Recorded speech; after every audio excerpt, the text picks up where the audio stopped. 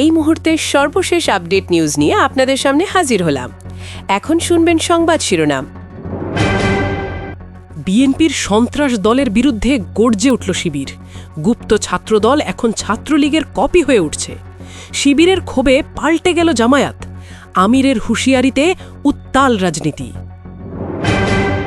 আরও জানাবো, গুপ্ত রাজনীতি থেকে বেরিয়ে শিবিরকে প্রকাশ্যে রাজনীতি করার আহ্বান ছাত্রদল সভাপতির। আপনারা দেখছেন লাইভ নিউজ বাংলা।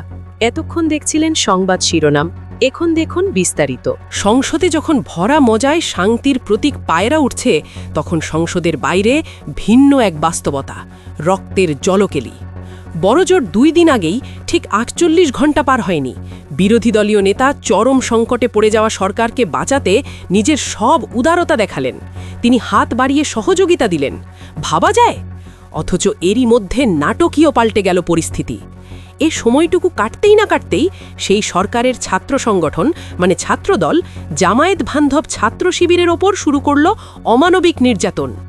বিদ্যুৎ আর জ্বালানি খাতের দুর্নীতির বোঝা সামলাতে হিমশিম খাচ্ছে, তাও ধরা গলায় আবার সেই দায়ে বিরোধী দলের ঘাড়ে চাপাচ্ছে। একই সাথে নিজেদের স্বার্থ হাসিলের পরীক্ষা নিরীক্ষাও চালিয়ে যাচ্ছে। স্পষ্টতই বিএনপি সরকার দ্বিচারিতার এক বিপজ্জনক খেলায় নেমে পড়েছে। তরুণ প্রজন্মের চাপ এতটাই ছিল যে জামায়াতে ইসলামী 24 ঘণ্টার মধ্যে আগের অবস্থান ছেড়ে একেবারে কঠোর হুঁশিয়ারি দিয়ে মুখ খুলল। এসব নাটক যখন চলছে, তখন সংসদের ভেতরে বিরোধী দলীয় নেতা জামায়াতে ইসলামীর আমির ডাক্তার শফিকুর রহমান সে এক ঐতিহাসিক দৃশ্য, ভালোবাসা, সহযোগিতার নজির গড়লেন। দেশের একরকম অচলাবস্থার মধ্যে, বিদ্যুৎ আর জ্বালানির চরম সংকট, জনরোষ তখন চরমে, ডাক্তার শফিকুর রহমান জানিয়ে দিলেন, সরকার সহযোগিতা চাইলে জামায়াতও হাত বাড়াতে রাজি। শুধু মুখের কথা নয়, তাদের প্রস্তাব ছিল অতি বাস্তব। সংসদে যৌথ কমিটি গঠনের আহ্বান। বলেছিলেন, সরকারি দল চাইলে আমরা নিজেরাও থাকব সেই কমিটিতে। ক্রান্তিকালে মনে হচ্ছিল বিএনপি সরকার যেন হঠাৎ পুনর্জন্ম পেল। প্রধানমন্ত্রী তারেক রহমানও দেরি করলেন না। পরদিনই বানালেন 10 সদস্যের কমিটি, 5 জন সরকারি দলে, 5 জন বিরোধী দলে। বাইরে থেকে দেখে মনে হতে পারে, আহা, দারুণ গণতান্ত্রিক বার্তা। কিন্তু রাজনীতির পেছনের গল্পটা একেবারে আলাদা। বিশ্লেষকরা আঙ্গুল তুলেই বলল, ডাক্তার শফিকুর রহমান ঠিক কাজটা করলেন তো? বিদ্যুৎ, জ্বালানি, তেল, সার বাংলাদেশের সবচেয়ে লোভী আর হিংস্র সিন্ডিকেটগুলোর চারণভূমি। গত কয়েক দশকের শাসনকালেই এসব সেক্টর খেয়েছে দেশের সবচেয়ে বড় সিন্ডিকেটগুলো। Adani, Summit, S Alam, Bashundhara, United, কারো অজানা নয় এরা কারা। চলমান সরকার সেই দাপুটে লুটেরাদের সামনে একদম অসহায়। এই লুটেরা নেটওয়ার্কই ঠিক করে কে কি পদে থাকবে, কারা বেতন পাবে, কে গায়ে হাত তুলবে। মন্ত্রীরা, আমলারা থেকে শুরু করে মিডিয়া আর এক শ্রেণীর নাগরিক সবাই মিলে এক অদৃশ্য পুতুল নাচ। কারো কাছে রহস্য নয়, সরকার নিজেরা এসব দুর্নীতির শেকল ছিঁড়ে বেরিয়ে আসার সাহস দেখাতে পারে। গেল 2 মাসেই যদি চেষ্টা করত, তো হয়তো দৃষ্টান্ত বদলাত, কিন্তু সেটাও করেনি। বরং বোঝা যায় সংখ্যাগরিষ্ঠ জনগণের স্বার্থ ওটা কেবল মুখের বুলি। নীতি নির্ধারকদের আসল লক্ষ্য লুটপাট টিকিয়ে রাখা। যারা এসব নিয়ে কথা বলেন তারা জানেন চুক্তিগুলো ধামাচাপা দেওয়াতেই সরকার ব্যস্ত। এমন বাস্তবতায় জামায়াত আমির যখন মানবিকতার দোহাই দিয়ে সমস্যার সমাধানে এগিয়ে গেলেন, তার ফল কি? জামায়াত সংসদীয় কমিটিতে গেলেই ক্ষোভের ঝড় উঠবে। কারণ বিদ্যুৎ যাবে তো জনগণ বলবে, ওই কমিটিতেই তো জামায়াতের 5 জন, ওদের দোষ। আমির সাহেবটা জনগণের কষ্ট দেখে আবেগে সিদ্ধান্তটা নিয়েছিলেন। সেই আবেগ ভরা রাজনীতিতেই পড়ে গেলেন দর কষাকষির ফাঁদে। আর বিএনপি সরকারের অংশীদারিত্বের ডাক, সবকিছুতে একসাথে কাজের আশ্বাস, সবাই জানে এর পেছনে ভিন্ন গল্প। সংসদে হাত মেলালেও রাজপথে পুরো ভিন্ন চিত্র, বরং এর বিপরীতে, বলা যায় চেনা জানা ভয়ঙ্কর রূপ। হঠাৎ করেই দেশের বিভিন্ন জায়গায় শুরু হলো ইসলামী ছাত্র শিবিরের ওপর হামলা, পরিকল্পিত, নিষ্ঠুর। ছাত্রদল দিয়ে চট্টগ্রাম, পাবনা, ঢাকা বিশ্ববিদ্যালয় সবখানি একই দৃশ্য। 17 বছর একসাথে স্লোগান, হাঁকডাক, রক্ত ঝরানো মানুষেরা হঠাৎ আমূল ঝগড়ায় জড়িয়ে পড়ল। যারা চায় অপরিহার্য আধিপত্য, ক্ষমতার নিঃসঙ্গ চূড়া, তাদের আসল প্রতিহিংসা এটা।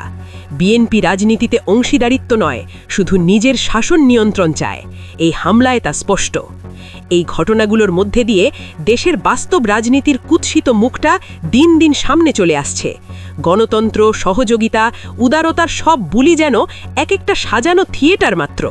আসলে কমিটিতে কে, কার দায় কতটা, কে কাদের সঙ্গে জোট বাঁধে, এসব নিয়ে রাজনীতিবিদরা যতই নাটক করুন, সাধারণ মানুষ জানে তারাই শেষ পর্যন্ত ভোগান্তির শিকার হয়। এদিকে পত্রিকায় আবার একটা ভয়াল খবর বের হলো।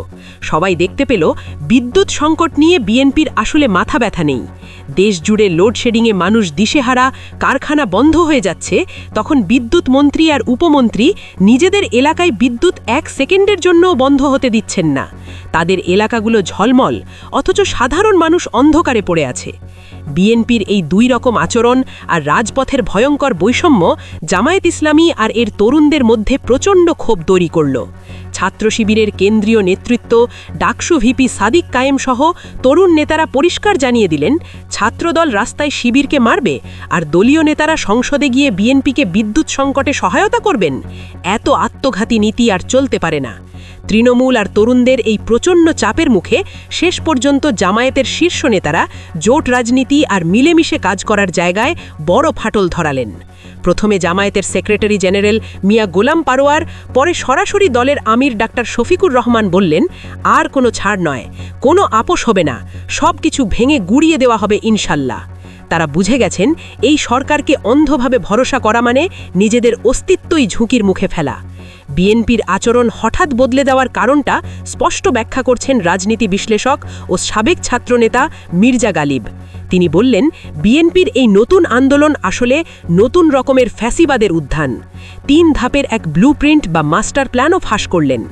প্রথম ধাপ, যেসব সংস্কারের দাবি সরকারের ক্ষমতা কমিয়ে আনে বা জবাবদিহিতা বাড়ায়, সেসব খুব হিসেব করে বাতিল করে দেওয়া হচ্ছে। ধরুন, মানবাধিকার কমিশন বা গুম প্রতিরোধের মতো আটঘাট বেঁধে রাখা হয়েছে। বিচার বিভাগকে স্বাধীন করার দাবি পাশ কাটিয়ে রাখা হয়েছে। মূল ফন্দি, সরকার নিজেরা মন মতো কাজ করতে চায়, যাতে কেউ বাধা না দেয়। সব কিছু আইনি বৈধতায় হয়ে যায়। 2-3 বছরের মধ্যে বড় বড় যত বড় দল বাইরে থেকে এসেছে, সবাই অনুভব করছে বাংলাদেশের রাজনীতিতে ইসলামী শক্তির সামনে সবচেয়ে বড় বাধা হলো ইসলামী ছাত্র শিবির।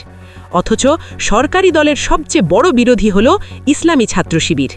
এমন পরিস্থিতিতে বিএনপি যদি নিজেদের আধিপত্য বাড়াতে চায়, তাহলে ক্যাম্পাস শিবিরের হাত থেকে ছিনিয়ে নিতে হবে যে কোনোভাবে। এই সব কিছুই সেই ব্লুপ্রিন্ট, ফ্যাসিবাদের নতুন হংস প্রদীপপলা, যেটা মির্জা গালিব নিশ্চিত করছেন। এটা খুব পরিকল্পিত ছকতারি। মির্জা গালিব মনে করেন, এই 3টে ধাপ ঠিকভাবে শেষ করতে পারলে বিএনপির সামনে আর কোনো বাধাই থাকছে না। তারা খুব নিখুঁতভাবে নতুন স্বৈরাচার কায়েম করতে পারবে।